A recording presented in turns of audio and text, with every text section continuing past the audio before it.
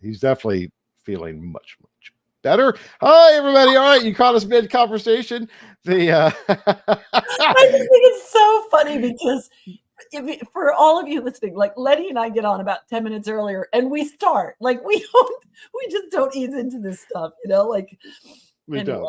Maybe next time we should experiment with not logging in early. Just start. Maybe we're just ready to go. So but so you guys will know, Karen just got back from Houston from an amazing event with her daughter-in-law. She was asking me about, we just found a dog last weekend and we're nursing this dog and we're all getting ready for Thanksgiving.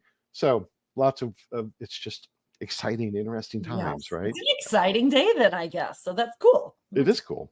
And we have a lot, as always, a lot to talk about. Absolutely. Can you guess what the defining topic, the context? Yeah. Your first two guesses don't count, but we will give you 3 guesses. Yeah, but we promise this one's going to be a little more research specific, which is great because that's where things are going. Anyways, rather than me being kind of obtuse and mysterious, Karen, why don't you set us up? Yeah. So and it's picking up on conversations we've had. We've started to do a lot of chatting about synthetic respondents, but there was a press release that we saw this week about the insights consultancy VERVE has launched an AI-generated solution called Intelligent Personas. When I first read that, I was like, Intelligent Personas, that's interesting. And then as I kept reading, I'm like, oh, they're synthetic respondents. So I started to just thought, gosh, that's so interesting because synthetic respondents, intelligent personas, boy, I sure do like the latter. But the whole idea is that they're using AI to generate these personas to represent segments within community panel data sets, and then they're substituting them in. So it's a real use case for this in a, already in a package form, as a feature of this company. So I just think it's really interesting the way you can reframe it. First of all, reframe something with a phrase. Suddenly it sounds like a smart research tool. Anyway, and then also just here we are. It's happening. It's happening. It is. And that's so gosh, I mean, these topics, for honest case, you're not aware, right? There's my Greenbook, there's the Greenbook role, and I talk to lots of people, and there's also my Gen 2 role where I talk to lots of people in a very different way. And these topics are defining both of those roles, across the board. And this particular one, I actually was on a call this morning with Frank Kelly. Shout out to Frank Kelly, Virtual Incentives, just came from what led panel at Ipsos, brilliant guy. And we're talking about this, this topic overall, and we're finding the fit for purpose use case. And the market is speaking because there are every week virtually is a new launch of this specific type of synthetic sample. We'll stick with that for the moment, and not as a replacement, but as an augmentation, as an early stage exploratory component of research. And it seems like what's shaping up is folks recognizing, all right, I can reduce my sample size instead of n equals 1,000, right? We can do 500 synthetic and 500 real consumers, validate them together. And I think that's kind of where things are going, is this merged approach. And that's just really interesting. It's going to continue to evolve. So I know there's still lots of debate in the industry whether this is valid or not. Like many of debates we have in the industry over time, the market's going to speak, guys, and we have to respond. We can be the adults in the room and help guide, but if you think that this is not rapidly emerging as a huge part of the research process and one of the tools, and then I'm sorry, you're just wrong. Yeah, it's already here. It's only going to grow bigger. We need to figure out the right use cases for it. Right, and we can't try to discount it and say, well, that's not going to be right, because there's going to be demand for it, and it's what the customers are going to ultimately want. I feel like we should just jump ahead. Jump ahead, because there are benefits to this, not just to do more at scale, but there are financial implications that if this could feasibly drop the cost of some research, absolutely. then guess what? Your buyers are going to want it. And that's all there is to it. It's pretty straightforward when you boil it down. So it share is the intel that you can share without disclosing any sources or anything. But there were two pretty critical conversations that I was a part. Well, one I was made privy to, one I was a part of, relevant to this. Let's start with the privy one first. A colleague that I work with sent me a summary of a conversation they were having with a more of a full marketing communications agency, more of the marketing side, and a very large one. And they said they were getting pushback from their clients saying, we know that you're utilizing AI to accomplish some of these tasks. And that's about a 50% efficiency gain. So rather, if it took you 10 hours to do this thing you're billing us for, it's now taking you 5. Well, guess what? We don't want to be paying for 10 hours when we know it's only taking you 5. So asking for a decrease in costs. And I put some feelers out to some other folks, or you hearing similar things. Yes. So, which makes sense. It makes so much sense. And it's such a, I know for me, when I was thinking about, with my researcher hat on, thinking, oh my goodness, I'm finally going to have some tools that would help me with that kind of analysis, some analysis tools that's going to, keep me from having to spend so many hours on a research report, for example. And then all of a sudden it's like, I'm thinking it's going to actually be like you're let me take a step back. On the qualitative side, many of us price into our work, the cost of creating a report. The hours put against it are significantly bigger. Our clients could never pay us for the number of hours that we put into a good quality report. So we know we're already undervaluing the time we put into these reports because we just know what the market will demand in terms of pricing for a report. And now I remembered having this feeling of that is so great for people who can spend fewer hours on the report and feel like they've now just, gotten some of their time back and feel paid for the time that they're putting into it. Now it's like, oh no, that was a little too soon for me to have that thought. Right. So, well, I mean, it brings up interesting. So a lot of folks have asked me, what's the future, the future look like? Are we going to, is the pie going to increase? And I think, yes, the answer is yes. What we constitute as research spend, I do think is going to increase because the cost of research is going to decrease significantly, which will open up the door to other users, other buyers of research, the SMB markets, et cetera, et cetera. So costs are going to come down. There's no way around it.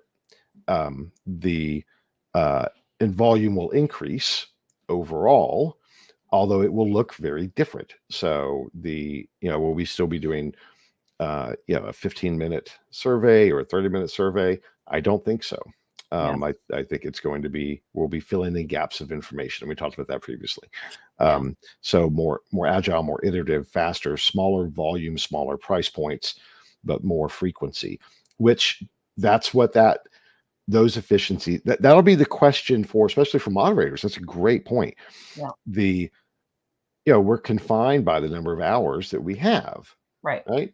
And okay, so if I can only do 3 projects a month, because it takes so much time, but now if I'm freeing up 50% of my time with somewhat mundane tasks, well, now maybe I can do 6 projects a month. Well, and the life of a moderator is usually that you have to block time for that analysis. You can't, the times in my career when I was on the road 4 weeks a year doing in-person qual, the reporting really is where, the stress happens, because you're like, I can't continually be in the field unless you start hiring report writers, which many, many of us did. Then it's like, okay, now I'm getting help with the report writing so I can keep being the road warrior, doing more of the work. in the field while somebody else is helping with the analysis, but you still, then it's like it's just a longer pipeline of all of that work. Yep. So I think what's interesting about this, as you're talking also, though, is if the costs are going to come down for some of the tasks that AI can assist with, and a lot of that is really on the kind of survey side. I wonder if we'll start to see more of a balance between, qual being really expensive, but a smaller part of the budget. And now we have more of a reliance on qual, or a resurgence of qual, which we'll get to in a minute. So, now is the price of quant coming down, while, qual maybe stays consistent, but chews up a larger part of the budget. I don't know. I do think that's exactly it. And actually, I will go so far as to say, I think that the form factor component of what we think of is, quant is about sample size, right? Yeah. We think of it as methodology, because it's just kind of happened that way, but it really is about, it's a statistical component, right? Yeah.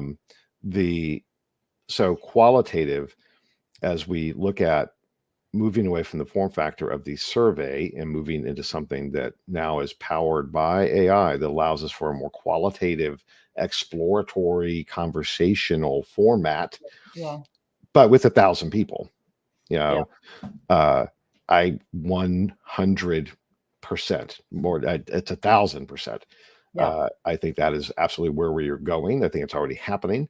Yeah. That brings one more data point, that I was in a conversation with one of the largest research companies in the world, with one of my Gen 2 clients, and that's what that company thinks is going to go, because that's what they were asking for from this partner, to be prepared for that, right? Yeah. To accommodate that type of volume increase, where qualitative research is deployed as quickly and effectively as survey research is today. Yeah. And the analysis is being done, now via generative AI on the back end, so it synthesizes the results and all of that good stuff. We've been doing that stuff for years. Text analytics, it's all on steroids. It's all maturing. So there are no barriers, technological barriers to that happening. So it is solely a methodological kind of just a comfort level, I guess. Yeah. How we think about things. What we do a survey. Well, maybe just do a chat. Yeah.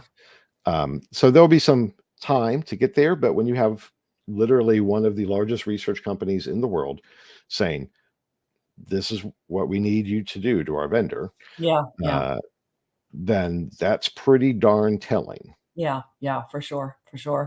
I mean, all of it's incredibly interesting. And I think about, when I was, a full service supplier, or working at a full service supplier, thinking about the things that we could add on to our research that really added some, value added offerings, like let's do some social media mining first, or whatever. I'm like, the assist for that just is going to make for some great research, really good, robust, lots of different methods kind of built into it, whether you're again mining social media, whether you're analyzing secondary data, whether you're using AI to help you go through previous reports, using all of those knowledge hubs where people decided, let's centralize all of our information so it's all there, and we can now read through it, and hey, let the internal AI kind of pull out previous findings to support what you're learning now. The creativity that can arise from all this is going to be fantastic once people get out of their stress state, right? And so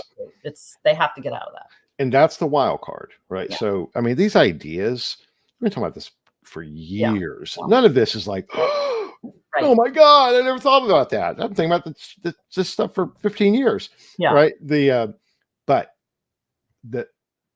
it lacked the technology to enable it. Right. That is now there. Right. And back to the the web, the event in Portugal this week, the Web Summit, right? 60,000 people there, and my spies on the ground. Everything was AI. Everything it was, oh my God, at first. Yeah. And by the end, it was like, okay. Yeah. These tools are just advancing so rapidly. Yeah. So rapidly. And here's the critical piece of that. We think they're cheap. Yeah. Yeah. The development, the core kind of baseline application of these tools originally was to take over coding. Yeah. Yeah. Right? You Yeah. can literally describe what you want Right. without having an ounce of coding capability Yeah. or experience, and it builds it. Right. And within minutes. Yeah. So so the barriers to entry are decreasing Yeah. exponentially, which allows for massive experimentation. Not everything is going to catch. But it doesn't cost as much to do this. People Yeah. see how this can be deployed, and that's going to drive Yeah. things. So the speed of adoption, that's the question. I don't think we're talking 2 or 3 years anymore. I really, literally, I know. And well, it's interesting because, you know, our North America call for speakers closed, and we still have our Europe call for speakers out. And I actually received an email. plug. I know, plug. Somebody sent me an email though and said, "Hey, can I run this idea by you first?" And before submitting, because it's just what they did. A lot of people do that. I always say, please don't do that, but they did that anyway. It's fine. So anyway, but they were pitching an idea. So this is for our Europe event, which is 6 months from now. Mm-hmm. And I'm reading it and I'm thinking, this is interesting today. It will not be interesting in 6 months. And I have to figure out how best to communicate to this person, like, your current experiments will be dated in 6 months. Like, this is where you have to put everything into using your imagination for what's going to be the use case in 3 more months. What's going to be the use case in 6 more months? People have to try. And I think that's really hard for people to imagine that. It's just Jasmine. That's my girl. Anyway, Jasmine just connected everybody in our LinkedIn live feed to the call for speakers. So she's, John. Go Jazz. Oh, that she's so great. So anyway, so it's that idea, right? Like, you have to be thinking about, this is where we are within 1 year of the launch of ChatGPT, which made all of this real for everybody, right? Like, excuse my French, but shit got real for everybody a year ago. Yes, we're a year in. Do you think in 6 months we're slowing down? Like, no, we are on an exponential curve. And you have to be thinking about what's going to be relevant in 6 months, because I am telling you, I just had somebody who was at an event not that long ago. I'm not remembering even the event, but they were basically saying the AI is not really what people are like. Yeah, I got it. And they want something else. They want new, beyond what they're hearing right now about AI. Like, some of the conversations have shifted so rapidly. I don't want to say it's old news, because it's not, but it has to be propelling into the future further. Yeah, well, and let's dig in that for a minute. I think that is a hugely important point, right? So what's the William Gibson quote? The future's already here. It's just not widely distributed. Yeah. I mean, that's where we are, and we don't know what the time frame of that distribution is. Yeah. But I think it's safe to assume it's faster than what we have thought in the past. Yeah. The barrier to that, and as it should be, especially in a science-based industry, as research is fit for purpose. Excuse me.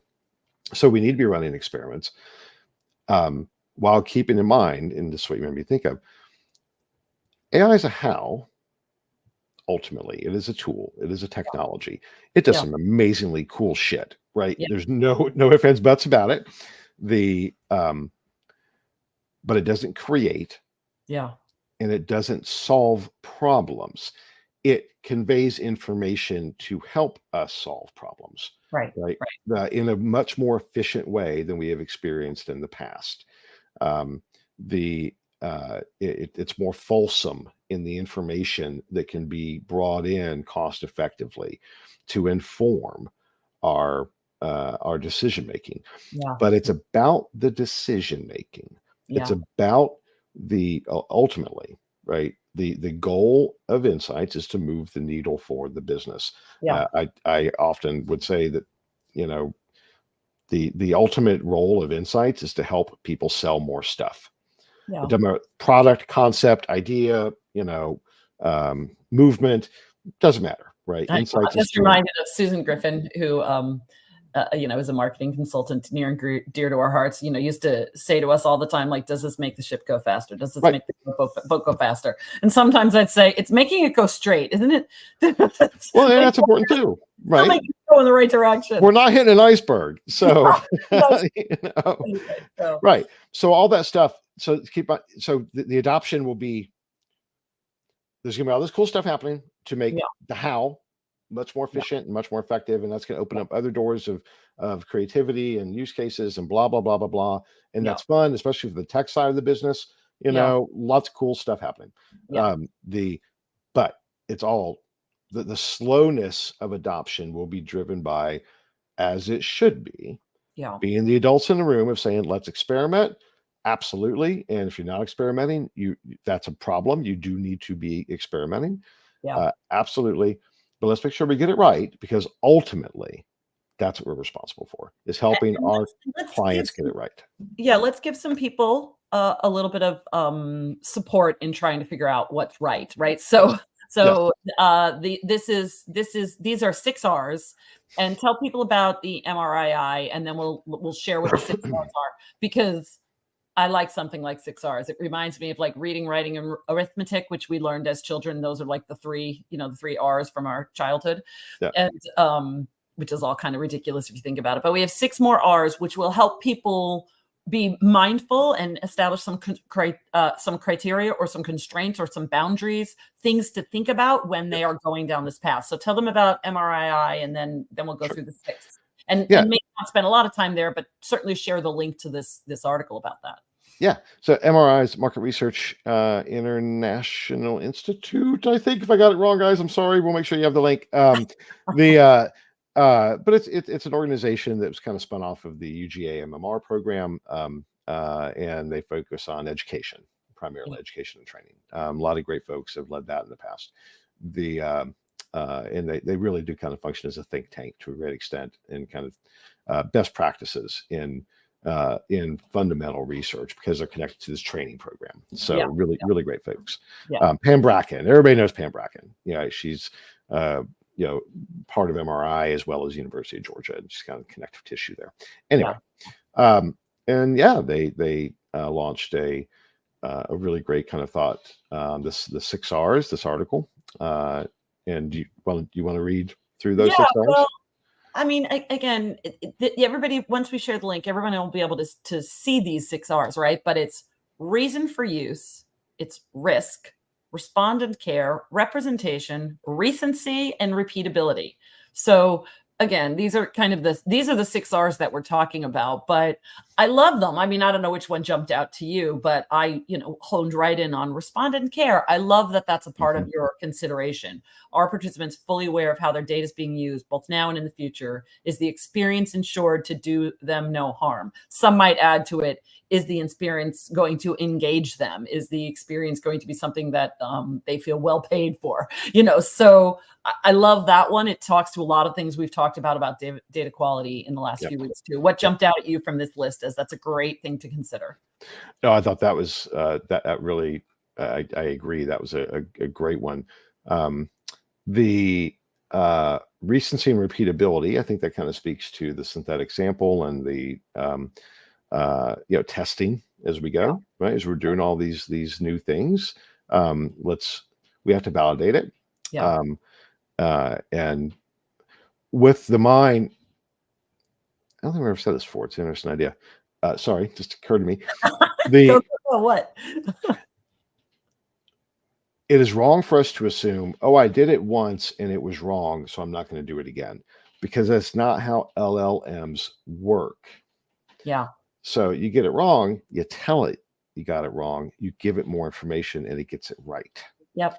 That's the training. Yep. That's the training. So let's recognize that we need to be co-creators and partners in achieving those standards that we want, of recency, repeatability, validation, et cetera, and to throw up our hands, say, you got it wrong once. It's that is, I think that is a,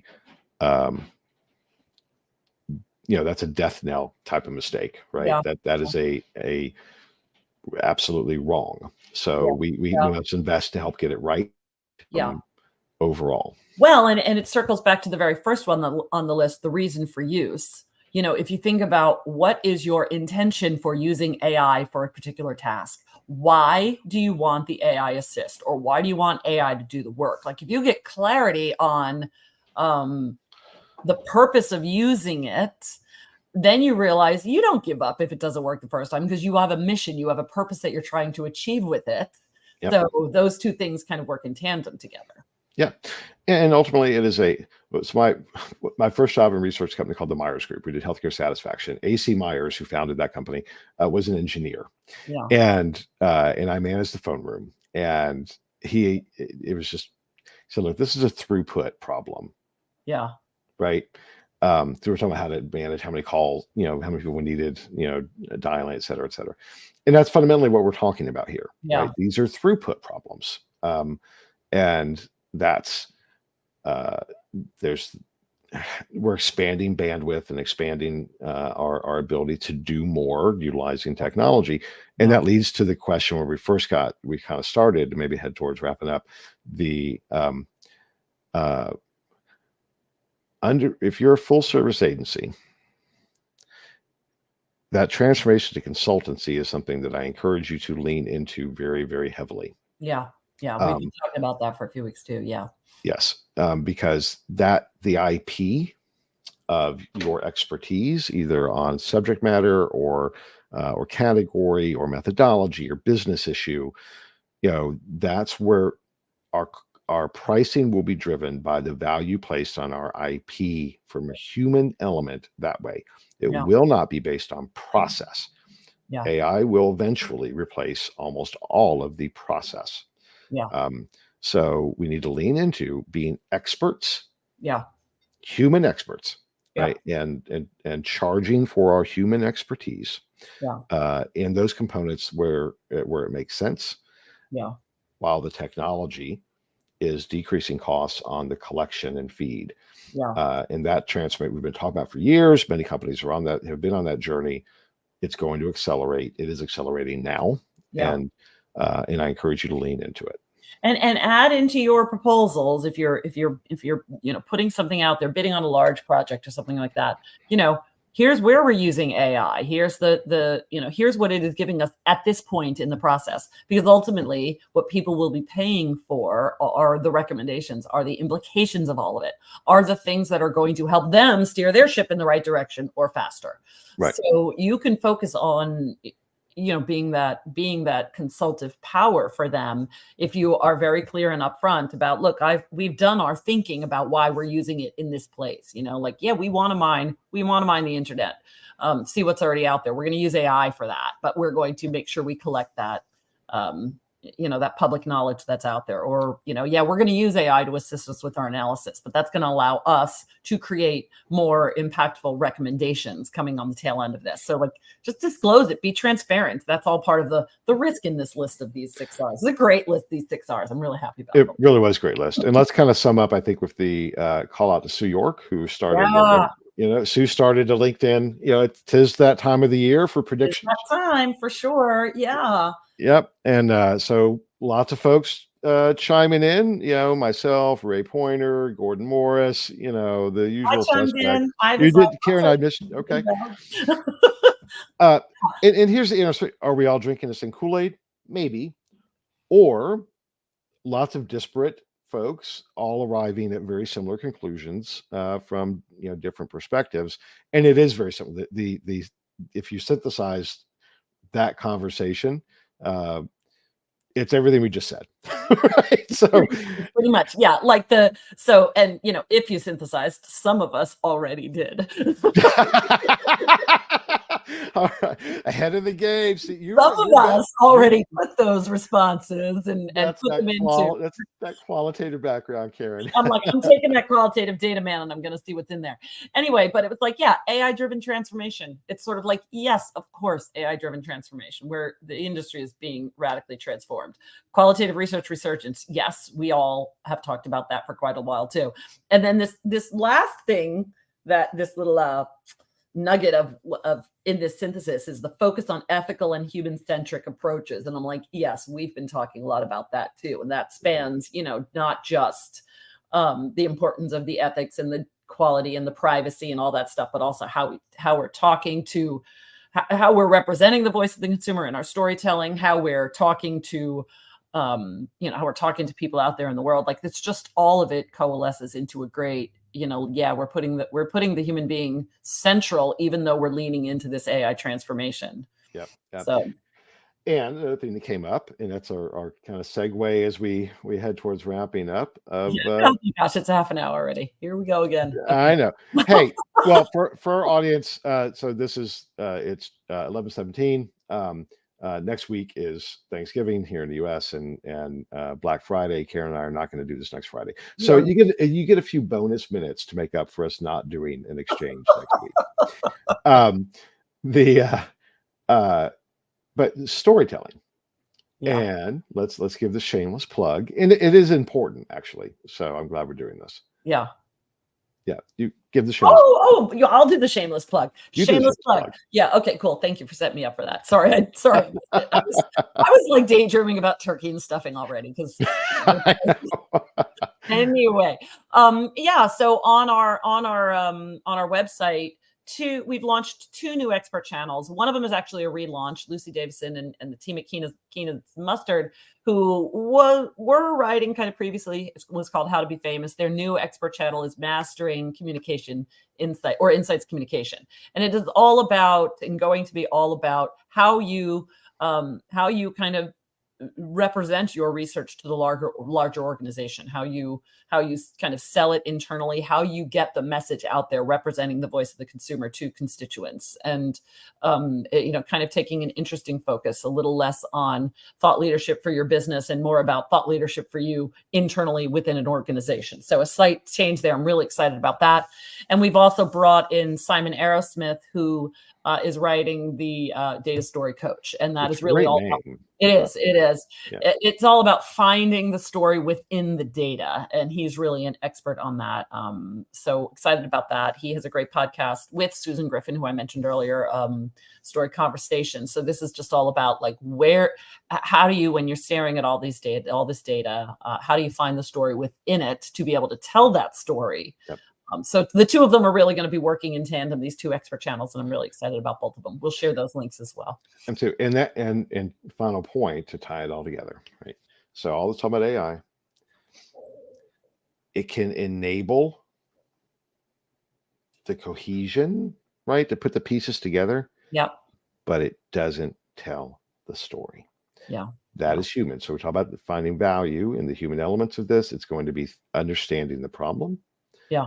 Understanding what do we need to ask to answer the problem. Yeah. Finding the real insight, the capital I insight, right? And communicating that effectively, not just because it and everything else will just enable you to do that more. Yeah. And that's a big chunk for the industry. That middle part, that's a huge price point, right? It's probably, 60% of a project budget is involved with that middle piece that's being changed automatically. Yeah. But we can find a lot of value in that beginning and the end piece that is uniquely and innately human, and is not going to be replaced anytime soon. Yeah. I mean, unless this time next year they roll out real super intelligence, and then I guess we're all whatever. It's just the Wall-E future. We just get on the ship and and just let the robots do everything. But we'll watch them drive the ships, and we'll wave from the shoreline. We'll be like, all right, with that. Yeah. I mean, that's why I got a farm. So anyway, so I think that's it for everybody. Yeah. Have a happy and blessed Thanksgiving. I know that some of you might have I get kids home from college, so I'm going to be, incredibly excited. Young adults coming home. So it's always a very joyous time of year for me. It's joyous. It's joyous. That was Freudian. Don't tell them that. No, I like that. it's joyous, happy-ish. Happy-ish. Yeah. So no, happy Thanksgiving, everybody. And to our colleagues that are overseas and around the world who don't celebrate, thank you for understanding that we're taking some time to reflect with our families on all the things that we are grateful for, because that's really, in 2023, there's a lot to be grateful for and a lot we should not be taking for granted. Absolutely. Well said, Karen. Yeah. Thank you. All right, friends. We'll talk to you all in 2 weeks. Yep. Everybody be well. Take care. Bye-bye. Bye-bye.